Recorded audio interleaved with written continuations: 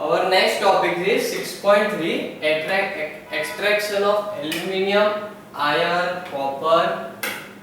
हम कुछ एक्सट्रैक्शन देखेंगे, कुछ मेनली जो जिसकी हमारे डिमांड ज्यादा है, जैसे कि एल्यूमिनियम हो गया, कॉपर हो गया, जिसकी डिमांड ज्यादा है और जो कि हमारी इंडिया की डेवलपमेंट में डायरेक्टली और इनडायरेक्टली इंक्रीज करती है और डिपेंड करती है। तो वो सारे एक्सट्रैक्शन जो मेटल्स है उसके हम एक्सट्रैक्शन आज पढ़ेंगे, जिसमें पहला है हमारा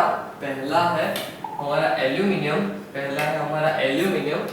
तो aluminium is the most abundant metallic element in the earth crust. Means जो एल्यूमिनियम है वो अर्थ के क्रस्ट में, मींस एल्यूमिनियम का ओर का नाम था bauxite.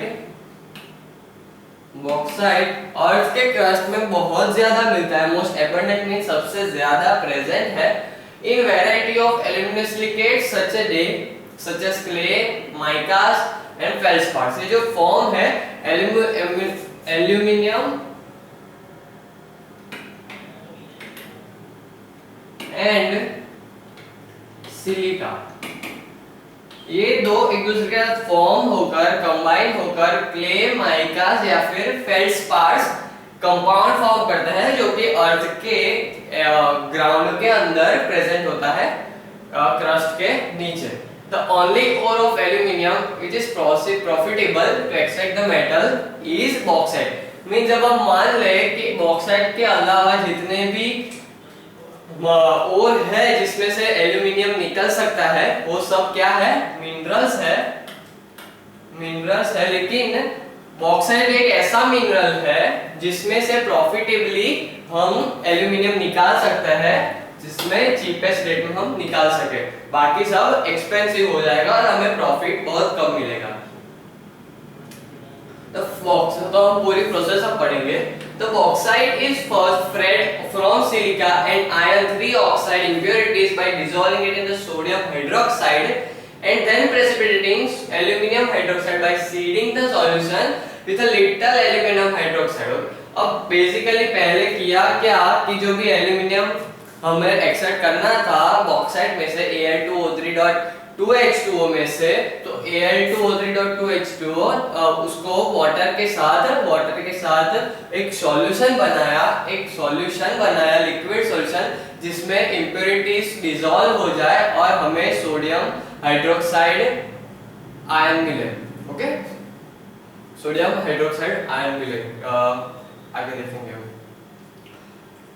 First it is freed from silica, means उसे पहले फ्री किया, एक्सट्रैक्ट किया, देन फिर उसे प्योरीफाई करने के लिए उसे free from silica and iron 3 oxides, means ये दो इंप्योरिटीज है, सिलिका और आयरन 3 ऑक्साइड इंप्योरिटीज से निकाला, अलग किया बाय डिसॉल्विंग इन सोडियम हाइड्रोक्साइड, मींस NaOH के साथ सोडियम हाइड्रोक्साइड के साथ रिएक्ट कराकर लीचिंग प्रोसेस बोलते हैं। जहां भी NaOH आता है, जहां भी NaOH आए और कोई भी ओर को NaOH के साथ रिएक्ट करके प्योरीफाई करते हो तो उसे प्रोसेस का नाम दिया गया लीचिंग,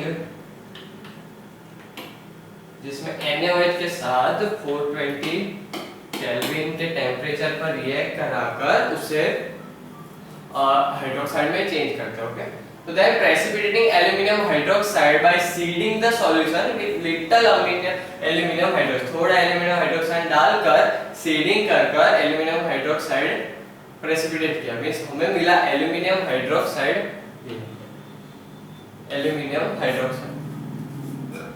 AlOH4 नेगेटिव।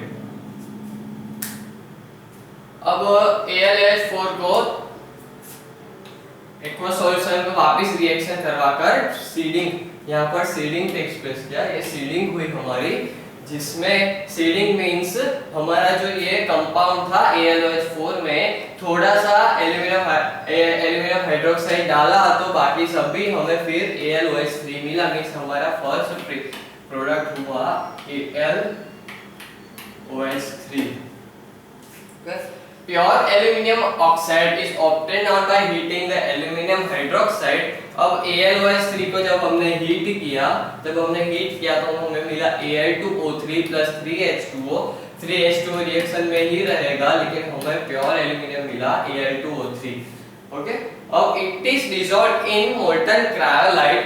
ये हुआ हमारा क्रायोलाइट, इसकी फॉर्मूला याद रखना है, Na positive 3Al F6 3 negative. एक हेलोजन के साथ रिएक्शन थी, हमने ऊपर रिडक्शन विथ हेलोजेंस पढ़ा था, तो ये रिएक्शन परफॉर्म करेंगे हम।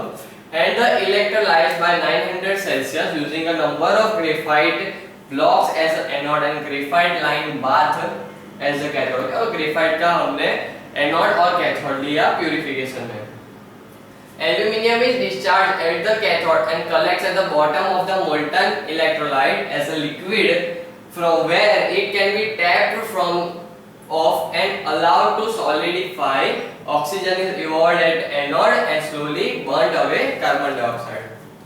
तो यहाँ पर जब हमने उसे क्रायोलाइट में मिक्स कर इलेक्ट्रोलाइसिस करवाया, तो जिसमें दो एनोड और कैथोड ग्रेफाइट के यूज किए गए, और यहाँ पर रहा है कि number of graphite blocks as anode and graphite line bar as cathode. Means carbon compound के ही इलेक्ट्रोलाइट यूज किए गए और एल्यूमिनियम को प्यूरिफाई किया, जिसके एंड में हमें एल्यूमिनियम था वो एक एज अ लिक्विड फॉर्म में मिला at the bottom of the electrolyte bottom of the molten electrolyte. Bottom में हमें लिक्विड फॉर्म में मिला एल्यूमिनियम, और फिर उसे हमने वहां से टैप करके, मींस नीचे एक टैप होती है, नल होता है, वहां से निकाल कर सॉलिडिफाइड करने के लिए अलाउ किया, मींस प्रोसेस किया कि सॉलिडिफाई करने के लिए, क्योंकि हमें एल्यूमिनियम एज अ सॉलिड चाहिए। और बाकी इलेक्ट्रोलाइसिस की रिएक्शन की बात करें तो एनोड पे ऑक्सीजन इवॉल्व हुआ और which are slowly burnt away as carbon dioxide. Okay, तो ये हमारा था electrolysis. The extraction of aluminium is only economic where cheap electricity is available from water power. Okay, जो वाटर पावर है hydro, जो water level means जो भी hydro electricity है, जो भी वाटर के फ्लो से इलेक्ट्रिसिटी प्रोड्यूस की जाती है, वही इलेक्ट्रिसिटी हमें नीड है, हमें हमारे ज्यादा वोल्टेज या फिर ऐसी कोई स्पेशल रिक्वायरमेंट नहीं है कि हमें हाई वोल्टेज चाहिए एक्सेट्रा, जो भी रिक्वायरमेंट्स हो, ऐसी कोई रिक्वायरमेंट्स नहीं है। एक cheap electricity available from water power से भी काम कर जाता है। Low voltage is used to avoid decomposition the molten cryolite which act as a solvent, a very high current density is used. Okay, जो भी अगर हम हाई इलेक्ट्रिसिटी कर देंगे, अगर हाई वोल्टेज इलेक्ट्रिसिटी देंगे, तो जो हमारा क्रायोलाइट है, जो कि एज ए इलेक्ट्रोलाइट बिहेव कर रहा है, जो कि कार्बन ग्रेफाइट के एनोड और कैथोड से एल्यूमिनियम को प्योरीफाई कर रहा है, प्योर फॉर्म में नीचे एसिमिलेट होने में अलाउ कर रहा है। अगर हाई इलेक्ट्रिसिटी हम दे देंगे तो फिर वो क्रायोलाइट है वो टूट जाएगा, और क्रायोलाइट टूटकर फिर वो एज इलेक्ट्रोलाइट बिहेव नहीं कर सकेगा, जिससे एल्यूमिनियम डिपोजिशन नहीं होगा। तो यहाँ पर रिएक्शन दी गई है इलेक्ट्रोलाइसिस की। Al2O3 को जब इलेक्ट्रोलाइसिस में दिया तो हमें मिला Al3 पॉजिटिव और AlO3। ये हमें रिएक्शन सारी याद रखनी है, और कैथोड पे डिस्चार्ज हुआ Al3 पॉजिटिव और एनोड पे डिस्चार्ज हुआ AlO3 नेगेटिव। अब जो क्रायोलाइट था वो Al3 पॉजिटिव को 12 इलेक्ट्रॉन्स दिए, Al3 पॉजिटिव को 12 इलेक्ट्रॉन्स दिए, और हमें मिला 4Al जो कि हमें कैथोड पर प्योर एल्यूमिनियम मिला।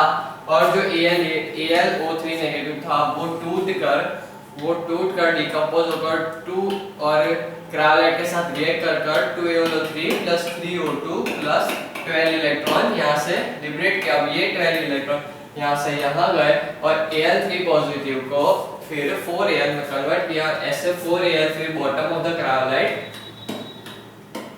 डिपोजिट होने लगे, जिससे हमें प्योर एल्यूमिनियम मिला।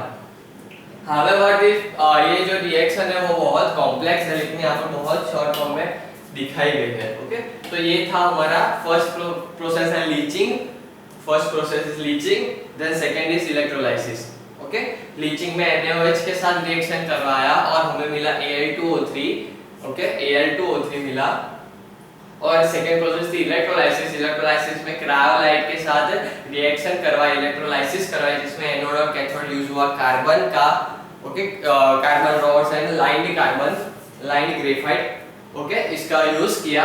और फिर जब इलेक्ट्रोलाइसिस हुआ तो हमें कैथोड जो भी क्रायोलाइट के नीचे बॉटम में हमें pure aluminium as a liquid form मिला और एनोड पे ऑक्सीजन गैस रिलीज हुई, जो कि फिर carbon dioxide as a carbon dioxide burn हो जाती है। मीन उसका कोई स्पेसिफिक इंपॉर्टेंस नहीं है, लेकिन ये हमें कैथोड और एनोड की रिएक्शंस याद रखनी होगी। कैथोड पे Al3 पॉजिटिव बना और एनोड पे AlO3 नेगेटिव बना। जब AlO3 नेगेटिव जब रिएक्शन किया क्रायोलाइट के साथ, इलेक्ट्रोलाइसिस हुआ, तब जाकर यहाँ पर 12 इलेक्ट्रॉन्स रिलीज हुए। 12 इलेक्ट्रॉन्स रिलीज हुए। अब वो 12 इलेक्ट्रॉन गए Al3 पॉजिटिव के पास और उसे 12 इलेक्ट्रॉन्स देकर 4Al pure form of aluminium form किया।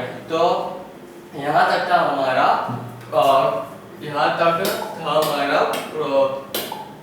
Extraction of aluminium. अब नेक्स्ट हम पढ़ने जा रहे हैं आयन का। तो आयन के पहले ही मैं बता दूं, 2-3 फॉर्म होते हैं, pig iron, wrought iron, okay, ऐसा और एक फॉर्म होता है। तो वो डिफरेंट स्टेप्स पर different form of iron, different steps पर डिफरेंट फॉर्म ऑफ आयन यहाँ पर लिबरेट होते हैं, एक्सट्रैक्ट होते हैं। तो वो हमें अच्छे से याद रखना है। पहले बात करें आयन की, तो आयन कहाँ से एक्सट्रैक्ट करेंगे हम? आयन के ओर से। तो ion which is second most abundant metal, okay, ion is second most abundant metal in the earth crust, which is extracted from its oxides. Hematite means Fe2O3, magnetite means Fe3O4, and also carbonate siderite means FeCO3 and iron pyrites FeS2। तो ये हो गए main हमारे Fe के ores, which is an important ore for iron। FeS2 and pyrites है, वो important नहीं है, लेकिन क्योंकि वो एक बहुत महंगा पड़ जाता है, प्रॉफिटेबली हम उससे आयन एक्सट्रैक्ट नहीं कर सकते। इसलिए FeS2 को निकाल कर Fe2O3, Fe3O4 एंड FeCO3 तीनों एक important ore है for extraction of iron। The extraction is carried out in blast furnace। ये पिक्चर है हमारी, उसे blast furnace कहा गया। एक blast furnace की पिक्चर है और यहाँ पर जो भी एक्सट्रैक्शन होता है आयन का उसके ओर में से, वो यहाँ पर मीनवाइल इतने प्रोसेस में होता है और हमें एंड में डिफरेंट टाइप्स ऑफ आयन हमें मिलते हैं।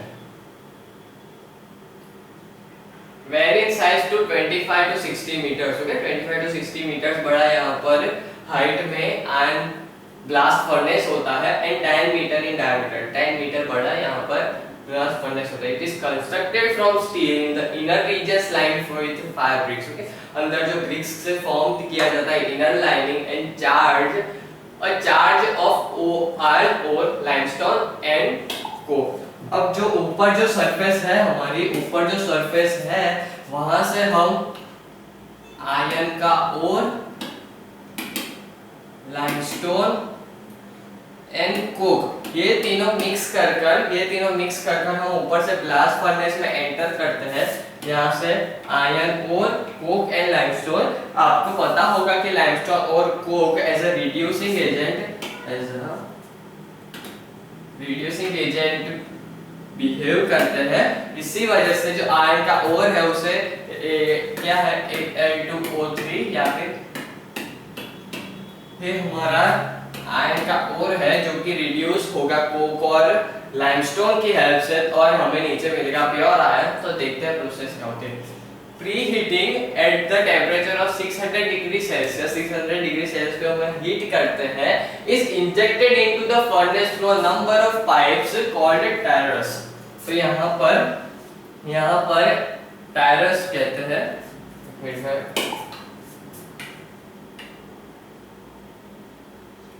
Okay, preheated air of temperature 600 degree Celsius is injected into the furnace through is insulated through a number of pipes called tyrus. The tyrus are fed from the basal pipes encircling the blast furnace. The blast furnace is provided with two tap holes which are plugged with clay, molten iron and tapped from the lower one and molten slag of the other. अब यहाँ से जो भी उसे heat किया जाता है, जो भी यहाँ पूरे ब्लास्ट फर्नेस को, उसके अंदर जो एयर का एंट्रेंस है वो डिफरेंट टायर्स से होती है। यहाँ पर ये जो पाइप्स है, ये पाइप्स वो एक टायरस है जिससे अंदर जो हीट और हॉट एयर है वो एंटर होती है और रिडक्शन में हेल्प करती है। और plugged with blast furnace is provided with two tap hole, one plugged with clay and one with molten iron which is stable lower. अब यहाँ पर दो टैप है, यहाँ पर फर्स्ट है, यहाँ पर हमें मिलता है क्ले और नीचे वाले यहाँ पर हमें मिलता है मोल्टन आयरन और यहाँ पर हमें मिलता है जो मोल्टन आयरन है उसे हम कहते हैं pig iron. Okay, pig iron.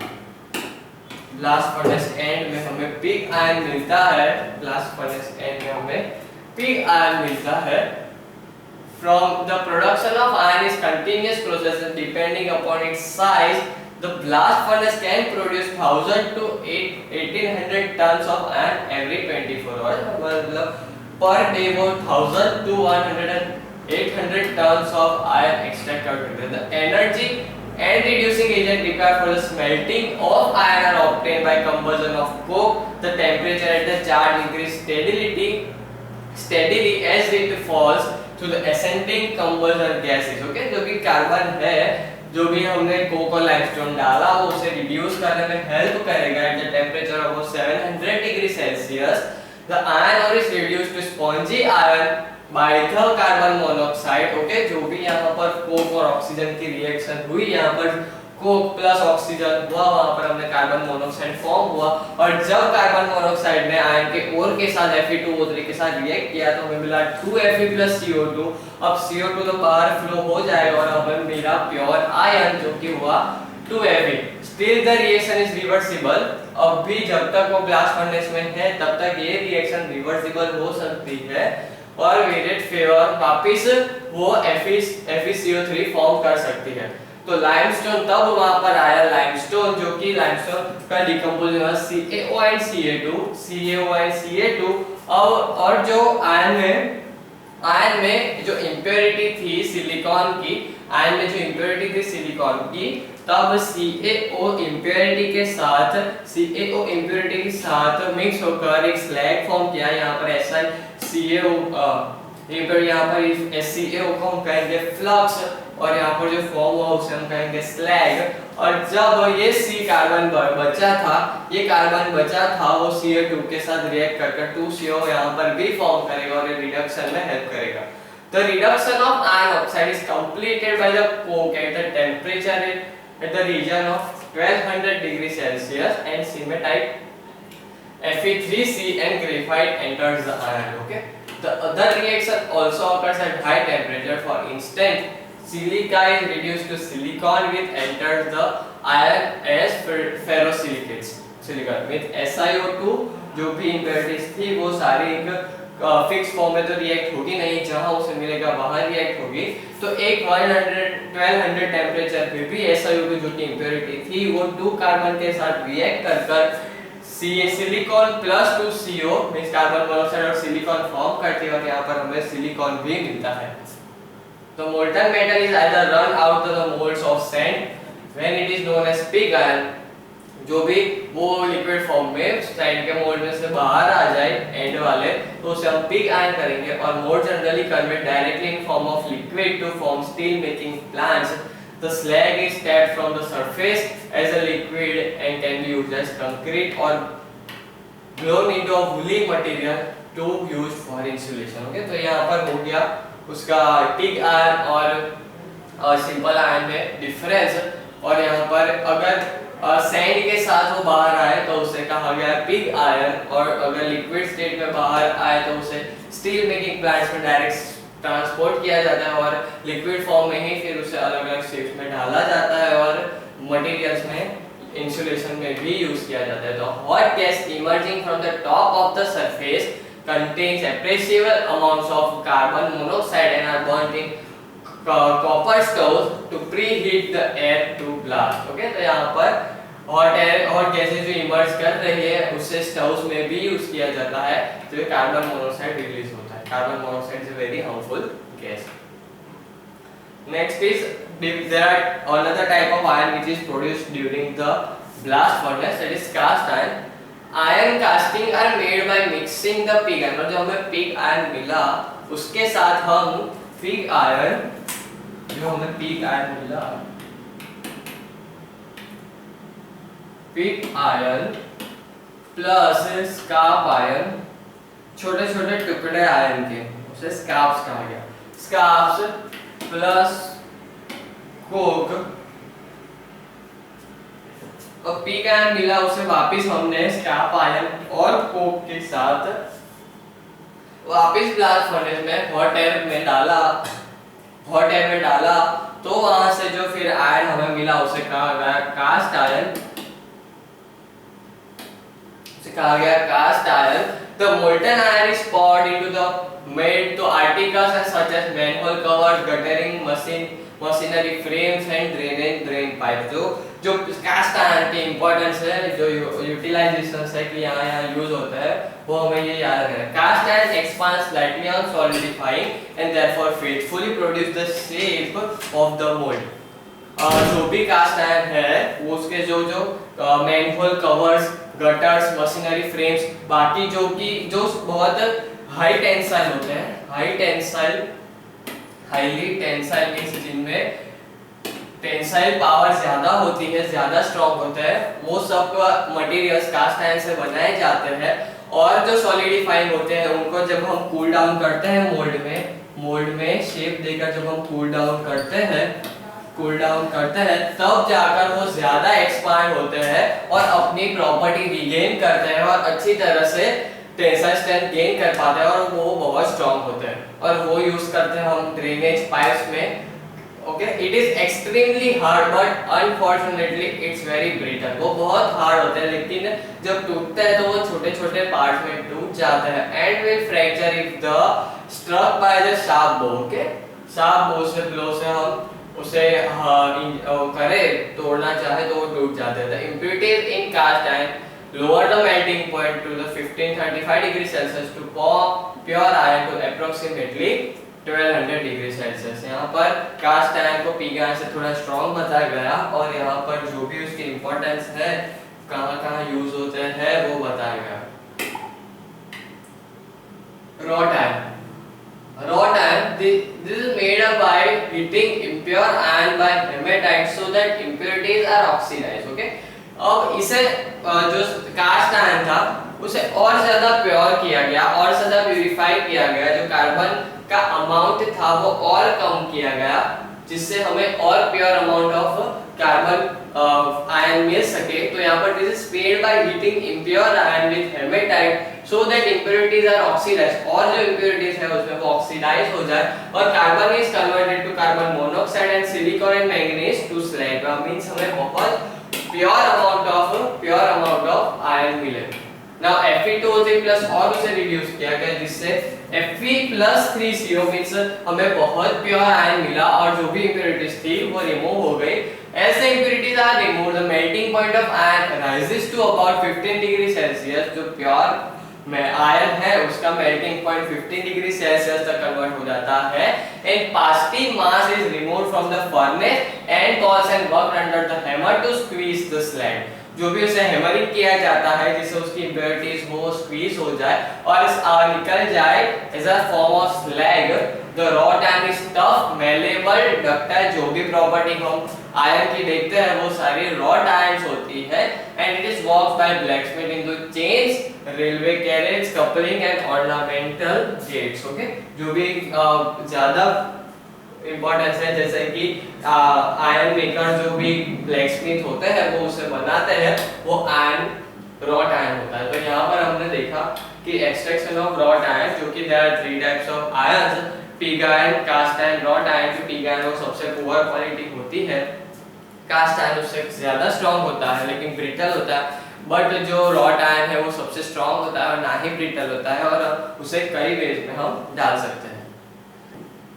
और next expression is talking about Wi is copper, although copper does not abundant, copper की अमाउंट इतनी ज्यादा नहीं है अर्थ के क्रस्ट में, लेकिन फिर भी कॉपर के कुछ ऐसे ओर्स है जिससे हम प्रॉफिटेबली कॉपर को एक्सट्रैक्ट कर सकते हैं, जिसका एग्जांपल है CuFeS2, next is Cu2S and Cu2O।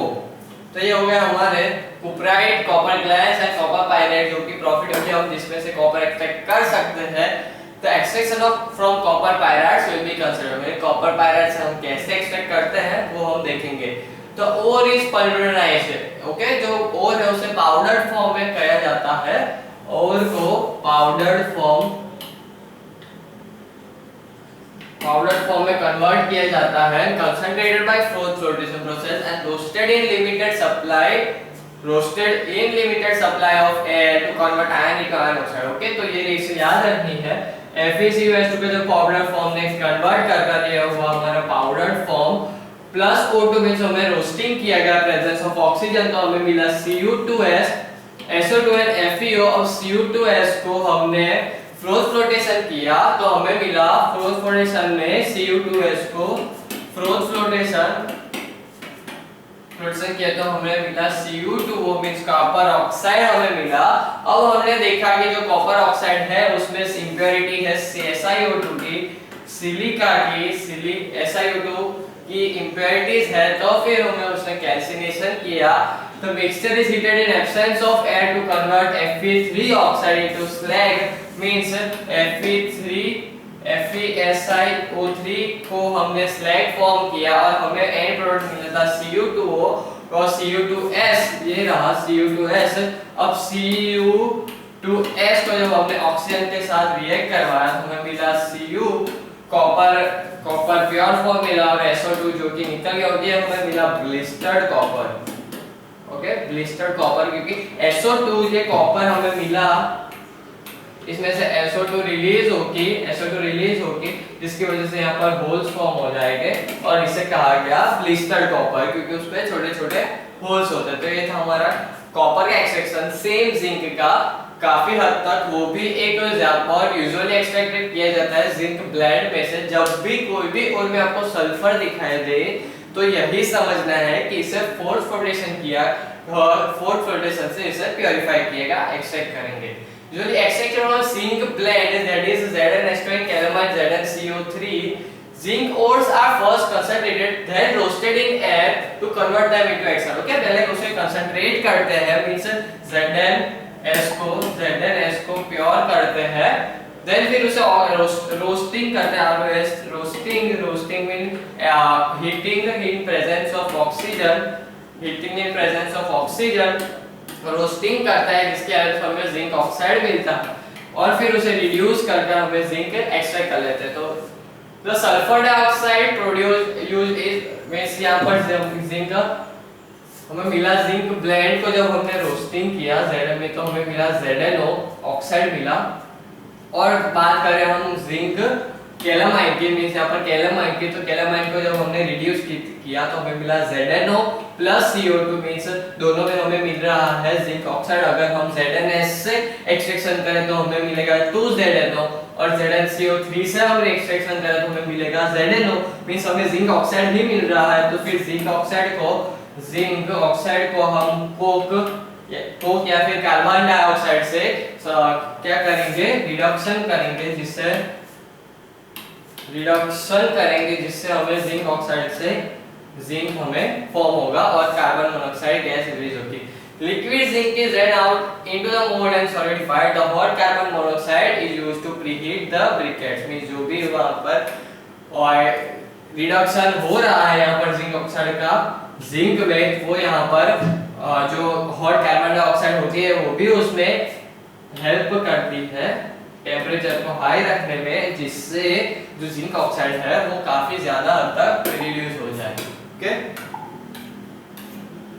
30 question कर लेते हैं। State the nature of material used to constructing cathodes and anode in the electrolyte refining of copper.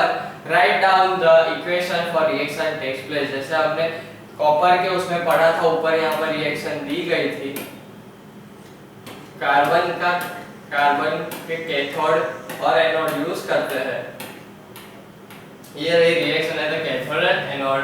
यहाँ पर कहा गया था कि copper is made as anode and thin piece of copper, pure copper यहाँ पर एज एनोड यूज करते हैं, जिसमें से जो इम्प्योर कॉपर है वो इलेक्ट्रोलाइट होकर हमारा प्योर कॉपर पे डिपॉजिट होता है और इम्प्योरिटीज एनोड मड के फॉर्म में नीचे डिपॉजिट होती है।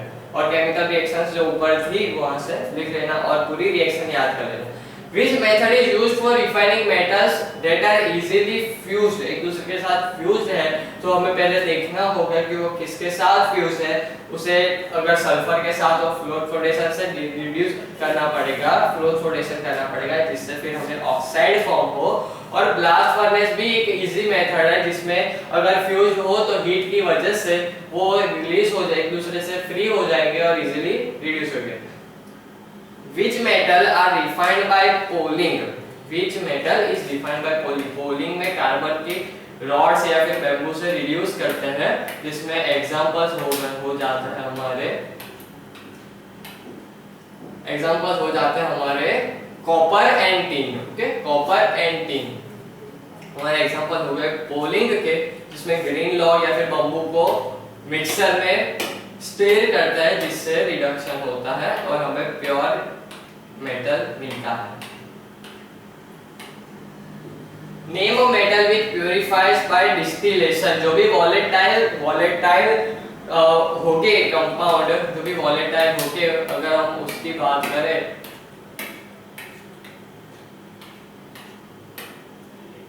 तो ये हो गया हमारा डिस्टिलेशन।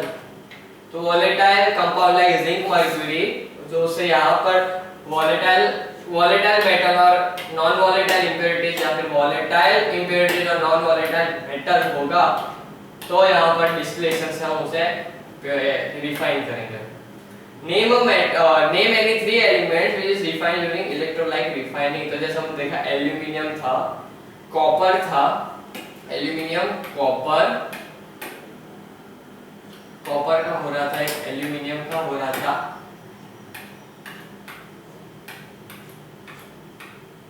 ये रहा एल्यूमिनियम का हो रहा था, एक कॉपर था यहाँ पर कॉपर, और थर्ड इज आर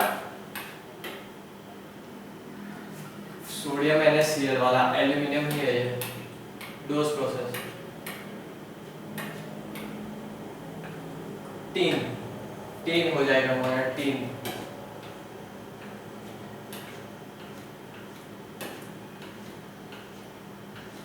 अब तक एल्यूमिनियम में कॉपर ही रखो, दूसरा ढूंढ के बताऊंगा फिर कौन सा होता है।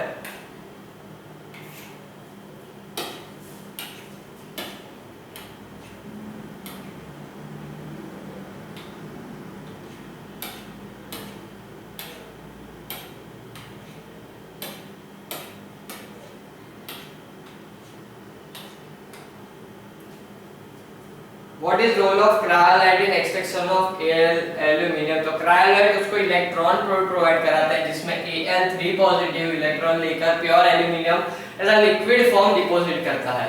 Which one is responsible for Fe2O3 to Fe carbon और कार्बन मोनोऑक्साइड? यहाँ पर कार्बन मोनोऑक्साइड जिसमें CO2 ये ऑक्सीजन लेकर CO2 रिलीज होता है और यहाँ पर Fe2O3 को रिडक्शन होता है, जिससे हमें प्योर Fe मिलता है। ओके, तो यहाँ पर हमने पढ़ा कि कितने भी मेन इंपॉर्टेंट जो मेटल्स है, हमारा जो भी मेटल जो हम डे टू डे लाइफ में यूज करते हैं, जिसके मेटलर्जिकली प्रोसेसेस पढ़े हमने, जिससे उसे एक्सट्रैक्ट करते हैं, एक्सट्रैक्ट करके उसे कैसे प्योरीफाई किया जाता है, प्योरीफाई करके कैसे रिफाइन किया जाता है, वो सब हमने पढ़ा, specially aluminium, zinc, copper and iron का।